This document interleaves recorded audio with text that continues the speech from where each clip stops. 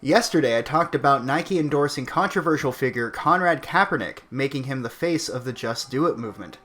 This inspired much discourse on the internet, leading to hashtag Nike boycott trending at number 1 on Twitter and hashtag Nike trending at number 2. All PR is good PR, right, Nike? Since endorsing Kaepernick just a few days ago, Nike has lost more than $4 billion in net worth.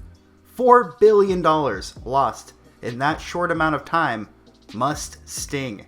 But they deserve it. They should have known better after seeing the reaction to Kaepernick and how it affected ticket sales. Sure, the NFL had more people watching their games on TV, but fewer people were buying tickets, which make up for more of their revenue than a few people watching at home.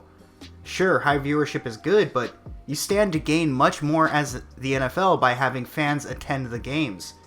If they stopped showing up to the games and players play to empty seats, would they even acknowledge it? These companies value a handful of people on social media praising them over the concerns and suggestions by people who actually attend their games or buy their shoes. For those that are curious, I find this a funny thing for them to do, and this misfortune could not happen to a better company. It has been known for literal decades that children in factories make their products, not too much differently than many other companies like Nike. It's strange how much concern people have over the supposed feelings of the long deceased when there are literal children forced to work in the conditions that so many virtue-signaling personalities claim to be against. Where's all of that outrage when it comes to sweatshops? The truth is, most people don't actually care about the issues, but rather scoring points for their political team and feeling better as a result. This was never about making the world a better place, and if it was, anyone in authority could have done something years ago. Instead, politicians brown-nose the Chinese, and the entertainment industry conforms to their specifications because they aim to make more money in foreign markets. They make their products for entirely different people, which makes sense if you've seen their movies. These movies are so bland because they're not made for us. This is one of the reasons that good movies are becoming more and more rare these days. What is it that Colin Kaepernick was so adamant about making clear? Well, it was that certain places that commit more crime are policed more. What a thing to be outraged about. Listen, Kev, people are responsible for their own actions. And that includes jumping down on your knees every time you hear the national anthem. Whenever some multi-billion-dollar corporation makes some massive mistake, I'm a happy guy. When I heard that Colin Kaepernick was going to be the new face of Nike, I nearly leapt with joy. I knew exactly how this was going to pan out, like many others did, and I was waiting to hear the good news, how this was received. It turns out that the saying, "get woke, go broke," is more true than anyone previously thought. There were a couple of amusing things that spawned out of this. People started burning their Nikes, which I did mention in the last video, but I've neglected to put the video of it. Here are a couple of clips. It's a pair of Nike shoes, so everybody to see. Throwing this in the fire because of Colin Kaepernick is now the face of Nike. Take this, Nike. Here, I just bought 3 days ago.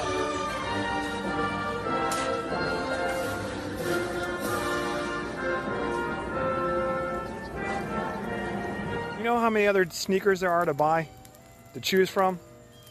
You're gonna go ahead and say, hey, buy them our shoes. We stand with people who kneel for the national anthem. I'm alright, don't fucking ask about me, man. No, listen. Just make sure he's alright, guys, please. I'm alright, man. Make sure, Don't get a sneaker for him. Nike, you Nike? What the fuck is he doing? You know why that shit doing that, Get the fuck Are you crazy? A little over the top, but sure, I get where they're coming from, especially if they didn't want those shoes all that much to begin with. By the way, I am still all for the idea of having a massive Nike bonfire. I think it could be a great way to bring people together. Speaking of bringing people together, people on social media took the template of the Colin Kaepernick Nike image and began making similar images of other things. Now, it is important to point out that Corey had not actually given up anything at all, and that the NFL as a whole were the ones that felt the result of his actions. Still, that didn't stop many from patting themselves on the back, Corey included, for standing for something. Well, kneeling for something. And I don't know if anyone has told them that kneeling is a form of submission, but maybe we should just let them keep going at it. It's rather amusing watching them drop to their knees every time they hear the national anthem. It's a funny little meme. Let's keep it going. It all started with this picture, but as time went on, people began making their own, and some even posted their memes in real life across the city. I'm not sure if the internet has taken over real life, or vice versa. But across Compton, you could see the flyers that you see before you now. Quite interesting. Quite interesting. Perhaps it really is that the internet has invaded real life. That does seem to be the direction it's leaning towards. But who can say?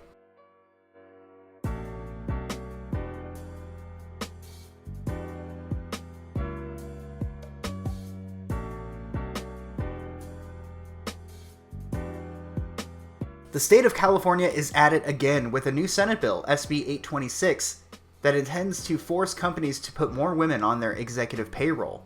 This comes as a new way of forcing companies to hire people based on physical traits rather than the skills they actually have.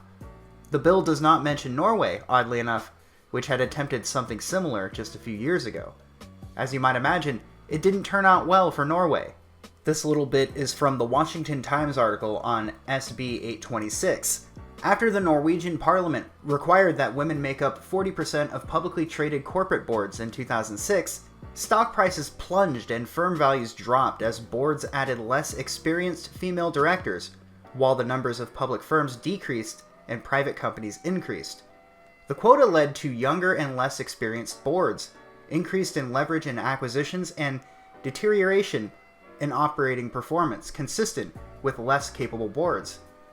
And that was the 2012 paper by USC professor Kenneth R. Aaron and the University of Michigan professor Amy. With that having been said, of course, California would now be seeking to run their companies out of state following the middle-class retreat from the state that has been increasing over the past few years. Pretty soon, that state will resemble the third world even more than it already does, with the state of San Francisco's streets being a good indicator of where things are headed. Priorities, am I right? We need to force companies to hire on anything but skill and ban plastic straws from restaurants. This is what the future looks like when people no longer have a say in the direction that their home is going. These officials have gone rogue in pursuit of their own outcomes. So here is some text directly from the bill so you can see it firsthand. No later than the close of the 2019 calendar year, a publicly held domestic or foreign corporation whose principal executive offices, according to the corporation's SEC 10K form, are located in California, shall have a minimum of one female director on its board. A corporation may increase the number of directors on its board to comply with this section.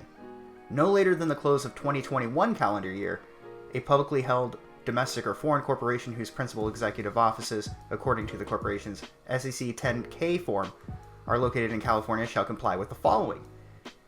If its number of directors is 6 or more, the corporation shall have a minimum of 3 female directors. If the number is more than 5, the corporation should have a minimum of 2 female directors. If the number of directors is 4 or fewer, the corporation shall have a minimum of 1 female director. No later than July 1st, 2019, the Secretary of State shall publish a report on its internet website documenting the number of domestic and foreign corporations whose principal executive offices, according to the corporation's SEC 10K form, are located in California, who have at least 1 female director. No later than March 1st, 2020, and annually thereafter, the Secretary of State shall publish a report on its internet website regarding, at a minimum, all of the following. The number of corporations subject to this section that were in compliance with the requirements of this section during at least one point during the preceding calendar year. The number of publicly held corporations that moved their United States headquarters to California from another state or out of California into another state during the preceding calendar year. And the number of publicly held corporations that were subject to this section during the preceding year, but are no longer publicly traded. So what does this mean? It means that these companies that operate out of California will be required to have anywhere from 25 to 50% females on the directing board. This of course means that a lot of companies, in response, will move the companies to different states. And then California won't get any of that sweet, sweet tax money they were getting. So I hope it's worth it. It's going to be fun to see this pan out. I know this is kind of old-fashioned, but hear me out on this one.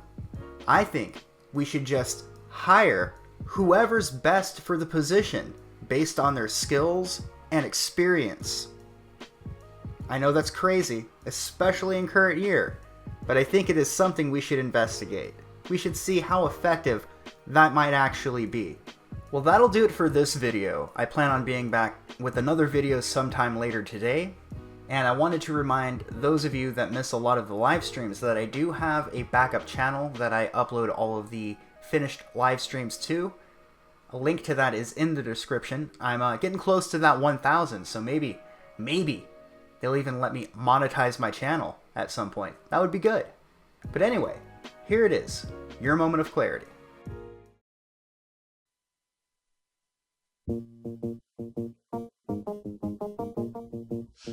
It doesn't matter. You can see everything's coming to a head. All you people that love the system, just enjoy it. Oh, the troops are worthless after they've served. Let's just euthanize them too. Let's just not give them treatment. Let's just have a bunch of body bags and kill a whole bunch of Russians, send in NATO troops.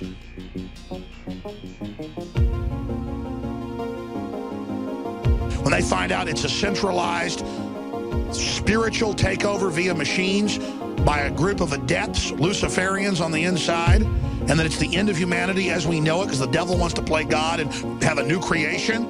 When the elite find out they're going to be cut off, there's going to be some major resistance. I got a card. I got a card. See, I can't even read this article. I just can't even do it. I read it this morning, and I'm just sick of these traitors. I'm sick of it. All the facts, their own documents, all of it right here in this damn report. The New World Order isn't coming, it's here. The Redcoats ain't coming, they're here. You're told you're supposed to get excited about a bunch of mindless crap. About football games, you're supposed to get excited about freedom and tyranny and stopping it. That's what these genes are about. That's what resistance is about. And it's happening right now. It's like going up to a full-grown grizzly bear and punching it in the nose. Nowadays, if they landed in troop ships wearing pink uniforms, going, tranny, tranny, tranny. Literally, everyone would just kneel and go, oh, and just, here are our children. If it's politically correct, don't be racist. Shooting everybody. I mean, that's what political correctness is. Drink your fluoride, take your Obamacare, open your borders, pay for everything, or you're a racist. It's just a psychological war. But once the trance is lifted, and the sleeping giant is starting to wake up, once the trance is lifted, people have a very fast learning curve. Once they're broken, the mind control.